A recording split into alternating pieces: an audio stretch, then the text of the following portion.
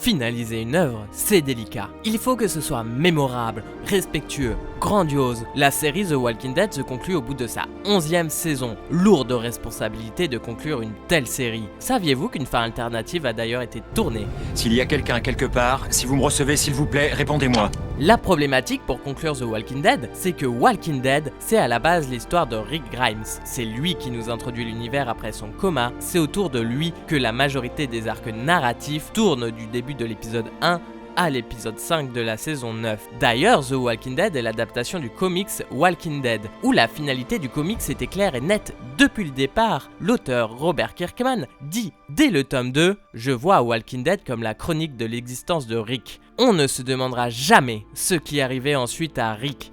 On y assistera. » Mais Andrew Lincoln, l'interprète de Rick Grimes, quitte la série pour des raisons personnelles dans l'épisode 5 de la saison 9. À partir de ce milieu de saison 9, comment conclure la série alors que le personnage principal est parti? AMC trouve deux solutions. La plupart des arcs narratifs qu'a Rick dans le comics vont être donnés à d'autres personnages comme Daryl, Ezekiel, Aaron, Carol. Ce qui fait que techniquement, on peut conclure The Walking Dead sans Rick Grimes. De plus, Judith, la fille de Rick, récupère le côté spirituel et légendaire de Rick pour faire passerelle. La deuxième solution, c'est conclure aussi l'histoire de Rick Grimes.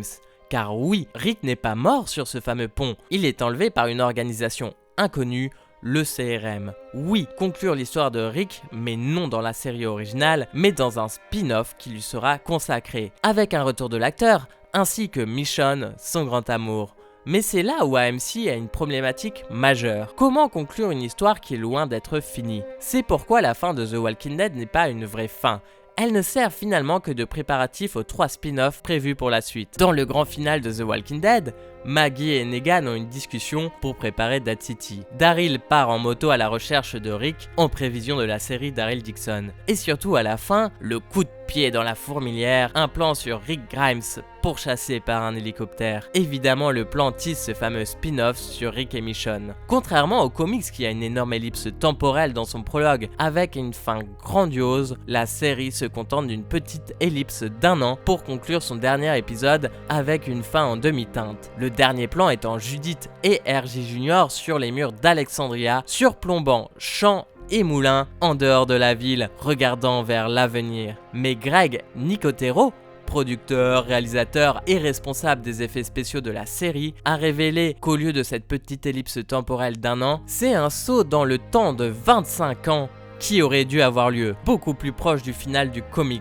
Après le départ, nous aurions enchaîné par une scène sur Freedom Parkway, à la sortie d'Atlanta, où Rick a chevauché dans l'épisode pilote. Nous aurions vu un van avec à son bord une jeune femme et un homme au volant. Et nous aurions réalisé qu'il s'agit de RJ et Judith devenus adultes. À l'arrière du véhicule, d'autres enfants de la série devenus adultes, Coco, Glacie, etc. Ils sont là, prêts à porter secours à des communautés de survivants dans la continuité de ce qu'ont accompli leurs parents. Il poursuit, et alors que RJ s'exprime à la radio, le dialogue se termine par la réplique « Si vous pouvez m'entendre, répondez-moi, je suis Rick Grimes », ce qui est bien sûr son nom, mais également la réplique de Rick dans le pilote. S'il y a quelqu'un quelque part, si vous me recevez, s'il vous plaît, répondez-moi. Et l'épisode se serait terminé par une voix d'un survivant qui répond « Bonjour ». Cette fin alternative a été tournée, mais abandonnée car il fallait raccrocher l'épisode au spin-off, qui était alors en chantier, et ne pas empiéter sur ces derniers, remplacés par la fin diffusée, afin d'éviter les conflits potentiels pour les futurs projets dérivés, et de préparer les retrouvailles de Rick et Michonne avec Judith et RJ dans The One Who Live. Et c'est tout le problème,